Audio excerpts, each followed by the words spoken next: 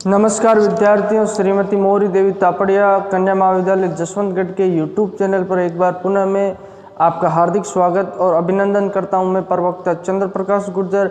आज की क्लास हमारी बीए द्वितीय वर्ष के छात्रों हेतु इतिहास विषय की होगी। तो इतिहास विषय के दौरान हम आज अध्ययन करने वाले हैं आज की क्लास में मोहम्मद बिन तुगलक के समय जो उसकी योजनाओं के असफल होने के पश्चात होने वाले विद्रोह यानी बाद के विद्रोह।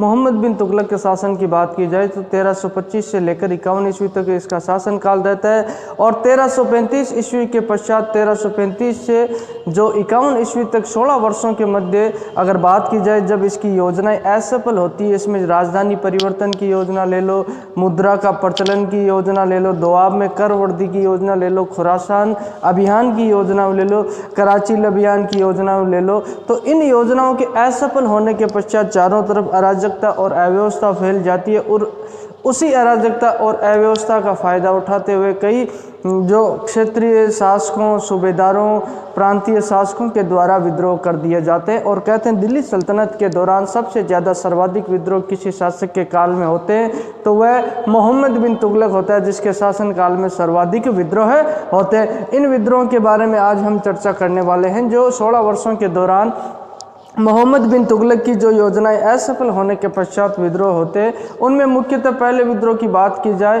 तो माबर का विद्रोह होता है। माबर जो बात की जाए तो माबर है जो मदुरा का निकटवर्ती क्षेत्र, मदुरा वर्तमान समय में तमिलनाडु के आसपास का जो क्षेत्र तमिलनाडु में स्थित है, वहाँ जलालुद्दीन एहसान के द्वारा सर्वप्रथम विद्रोह कर दिया जाता है और मोहम्मद बिन तुगलक अपनी शाही सेना के साथ इस विद्रोह को कुचलने के लिए चलता है। लेकिन वारंगल के पास जब पहुँचता है तो वारंगल के पास उसे वारंगल में जो प्लेग की बीमारी फैली रहती है और उस प्लेग की बीमारी के दौरान इसके कई सैनिकों की मृत्यु हो जाती है और मजबूरन जो मोहम्मद बिन तुगलक को इस अभियान को बीच में छोड़ के पुनः दिल्ली लौटना पड़ता है। और इसी दौरान दक्षिण भारत का ये प्रांत है दिल्ली सल्तनत से हमेशा के लिए अलग हो जाता है और स्वतंत्र राज्य की स्थापना यहाँ जलालुद्दीन एहसान के द्वारा कर दी जाती है। तो मोहम्मद बिन तुगलक के समय जो दिल्ली सल्तनत का जो साम्राज्य है वो काफ़ी खंडित हो जाता है और अलग अलग कई प्रांतीय शासकों को प्रांतीय राज्यों का उदय हो जाता है। तो इसी दौरान जलालुद्दीन एहसान के द्वारा माबर क्षेत्र में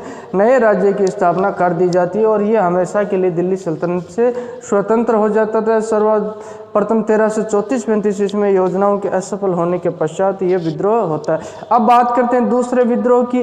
तो दूसरा विद्रोह है वो लाहौर में होता है, पश्चिमोत्तर क्षेत्र में लाहौर में होता है और ये अमीर हुलाज यहाँ का जो सूबेदार होता है इसके द्वारा विद्रोह किया जाता है और शाही सेना के द्वारा इस विद्रोह को कुचल दिया जाता है। हालांकि सारे जितने भी विद्रोह हुए थे उसमें ज़्यादातर विद्रोहों को कुचल दिया गया था और इस पर नियंत्रण स्थापित कर लिया गया, लेकिन कई जगह स्वतंत्र राज्य की स्थापना यहाँ हो जाती है मोहम्मद बिन तुगलक के समय। तो लाहौर का सूबेदार था अमीर हुलाज।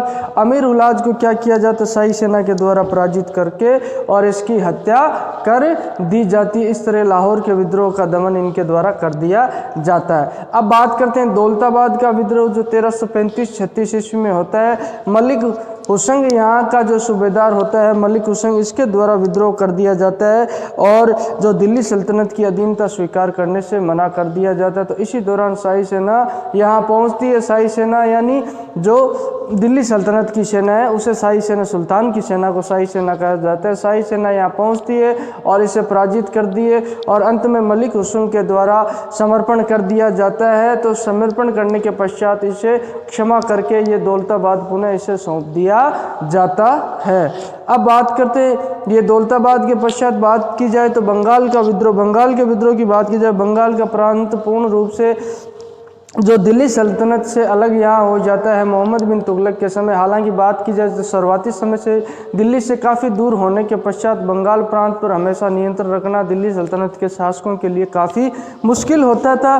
और उसी समय बात की जाए तो इन योजनाओं के विफल होने से पहले भी यहाँ के शासक जो गयासुद्दीन है उसके द्वारा पहले ही विद्रोह कर दिया गया था और उस विद्रोह का दमन करते हुए यहाँ गयासुद्दीन को जो बंदी बनाकर दिल्ली ले आया गया था मोहम्मद बिन तुगलक के के द्वारा, लेकिन कुछ समय पश्चात गयासुद्दीन को सोनार गांव का सूबेदार बनाकर पुनः जो बंगाल में सूबेदार नियुक्त कर दिया जाता है सोनार गांव का। लेकिन कुछ समय पश्चात ये गयासुद्दीन के द्वारा पुनः विद्रोह कर दिया जाता है, तो बैराम का सेनानायक को मोहम्मद बिन तुगलक के द्वारा भेजा जाता है उसी समय, और बैराम खां के द्वारा गयासुद्दीन को पराजित करके उसकी हत्या यहाँ कर दी जाती है।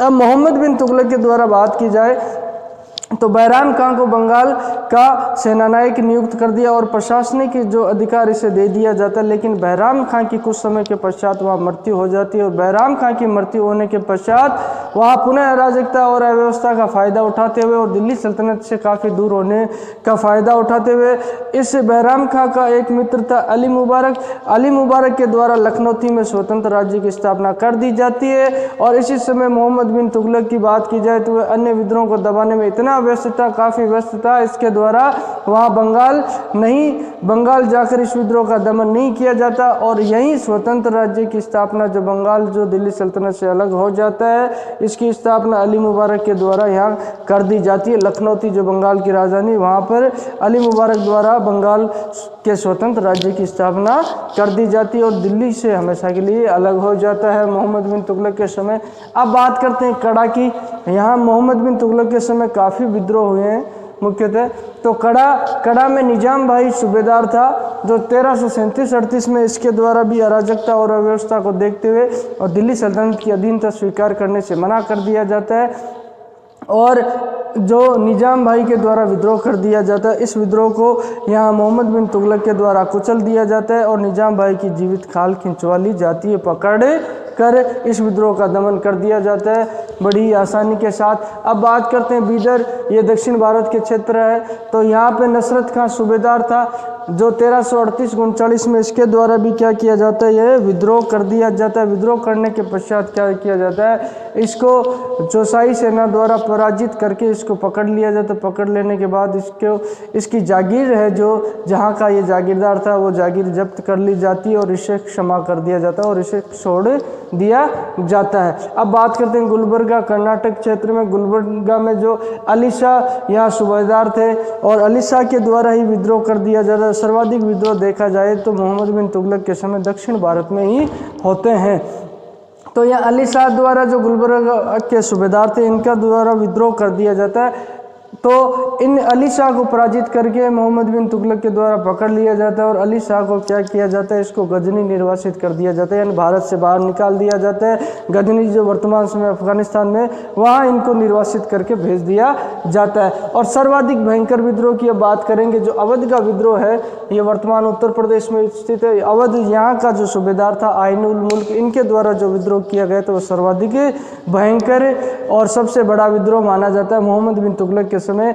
अब इनकी बात की जाए तो इन्होंने विद्रोह क्यों किया था, इन्होंने विद्रोह इसलिए किया इनकी सूबेदारी का स्थानांतरण करते हुए इनका ट्रांसफ़र कर दिया अवध से दौलताबाद। इस बात से ये काफ़ी नाखुश हुए और इनका ये मानना था कि मोहम्मद बिन तुगलक इनको कुचलना चाहता है और इनके प्रति जो साजिश और षड्यंत्र कर रहा है, इस वजह से इन्होंने क्या किया, विद्रोह कर दिया। लेकिन इस विद्रोह का दमन मोहम्मद बिन तुगलक के द्वारा कर दिया जाता है। सर्वाधिक भयंकर विद्रोह ये माना जाता है कि, और आइन उल मुल्क की बात करें तो ये बहुत बड़े विद्वान और बुद्धिजीवी व्यक्ति थे, इसलिए इनको क्षमा कर दिया जाता है। और आइन उल मुल्क के द्वारा इंसाह महरू एक पुस्तक लिखी जाती है जिसमें मोहम्मद बिन तुगलक की शासन व्यवस्था का जिक्र इनके द्वारा किया जाता है। इस तरह आइन उल मुल्क को मोहम्मद बिन तुगलक के द्वारा क्षमा कर दिया जाता है। अब बात करते हैं शाहू अफगान की।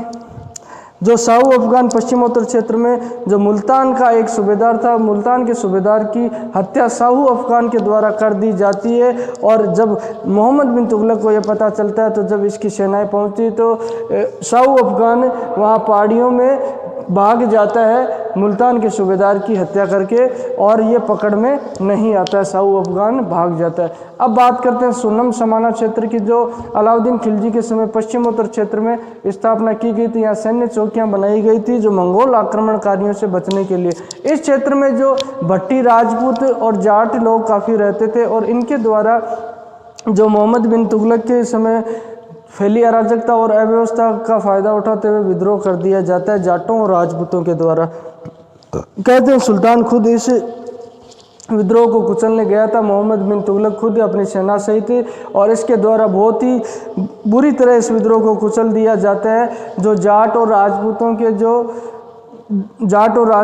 के जो नेतृत्व करता थे नेता था, उनको यहाँ दिल्ली लाकर उनका जबरन धर्मांतरण करवा दिया जाता है और उन्हें मुस्लिम बना दिया जाता है। इस तरह सुनम और समाना के विद्रोह का भी मोहम्मद बिन तुगलक के द्वारा जो दमन कर दिया जाता है। अब बात करते हैं अमीर शादा। ये अमीर शादा कौन थे? इनके द्वारा सर्वाधिक विद्रोह है जो मोहम्मद बिन तुगलक के काल में किया जाता है। ये क्या होता है, दक्षिण भारत में जो प्रत्येक 100 गाँव पर एक जो अमीर होता था उसकी नियुक्ति की जाती थी। प्रत्येक 100 गांव पर ऐसे एक व्यक्ति की नियुक्ति की जाती थी। जो ये विदेशी अमीर होते थे, जो बाहर से आए हुए ईरान है और अफगानिस्तान यहाँ से आए हुए अमीर होते थे, इनकी नियुक्ति प्रत्येक 100 गाँव पे की जाती थी। तो इनके द्वारा जो दक्षिण भारत में सर्वाधिक विद्रोह मोहम्मद बिन तुगलक के समय देखने को मिलते हैं। और एक जनता का विद्रोह होता है 1345 ईस्वी में। ये मोहम्मद बिन तुगलक के खिलाफ न होकर ये जो वहाँ का सूबेदार होता है दौलताबाद का, कहाँ होता है दौलताबाद, जहाँ यहाँ राजधानी ट्रांसफ़र की गई थी मोहम्मद बिन तुगलक के द्वारा दिल्ली से दौलताबाद 1345 ईस्वी में। तो यहाँ पे जनता के द्वारा यहाँ के क्रूर और अत्याचारी सूबेदार से तंग आकर जनता के द्वारा विद्रोह कर दिया जाता है। इस तरीके से मोहम्मद बिन तुगलक के समय ये योजनाओं के विफल होने के पश्चात अराजकता और अव्यवस्था को देखते हुए 16 वर्षों में किए गए ये मुख्य विद्रोह थे जो हमने आज पढ़े।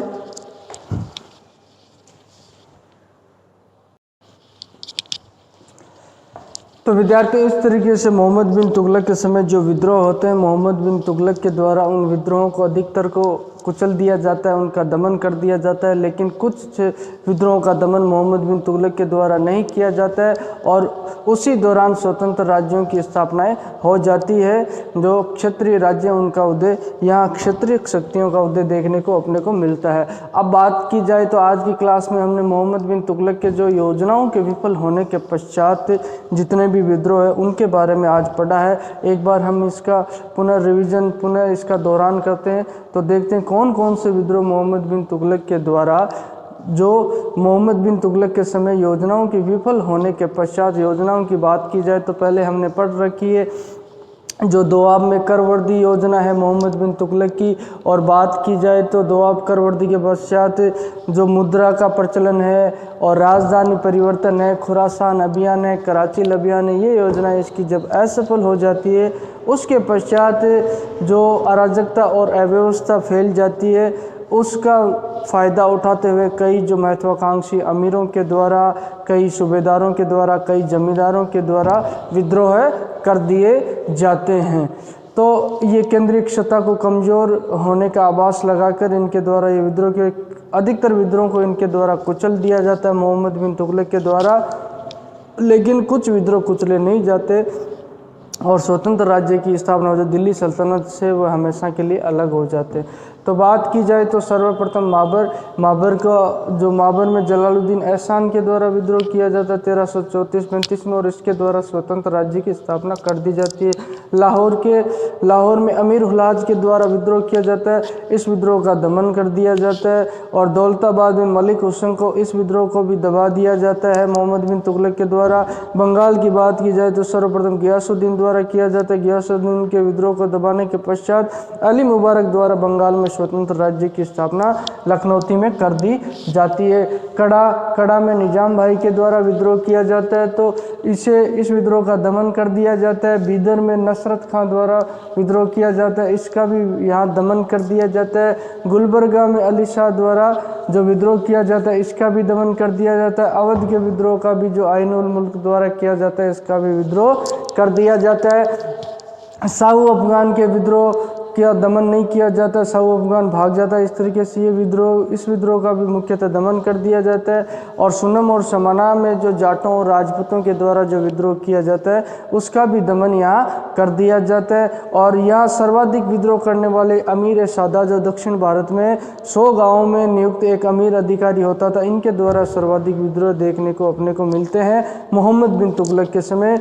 और जनता का विद्रोह भी हुआ था इस समय जो 1345 ईस्वी में दौलताबाद फैसलाबाद की जनता के द्वारा मोहम्मद बिन तुगलक के खिलाफ विद्रोह ना करके वहाँ के सूबेदार के अत्याचारों से तंग आकर इनके द्वारा विद्रोह कर दिया जाता है। तो आज की क्लास में हमने मोहम्मद बिन तुगलक के समय होने वाले विद्रोह के बारे में पढ़ा और सर्वाधिक 16 वर्षों में विद्रोह होते 1335 से लेकर जो बात की जाए तो 1351 ईस्वी तक ये सर्वाधिक विद्रोह यहाँ देखने को अपने को मिलते हैं। इस तरीके से तो बोलिए यहाँ तक आपको कोई चीज़ समझ में नहीं आई हो, किसी तरह की समस्या हो, शंका हो या कोई चीज़ पूछनी है आपको विस्तृत रूप से, तो आप निसंकोच अपने शैक्षणिक जो व्हाट्सएप ग्रुप है उसके माध्यम से पूछ सकते हो, मेरे से तक अपनी बात कोई सुझाव पहुंचा सकते हो और मैं उम्मीद करता हूं कि आपको बेहतर तरीके से समझ में आए। हालांकि ये अपना जो चैप्टर है मोहम्मद बिन तुगलक का काफ़ी लंबा चैप्टर रहा है, इसे जल्दी हम 2-3 क्लासों में निपटा लेंगे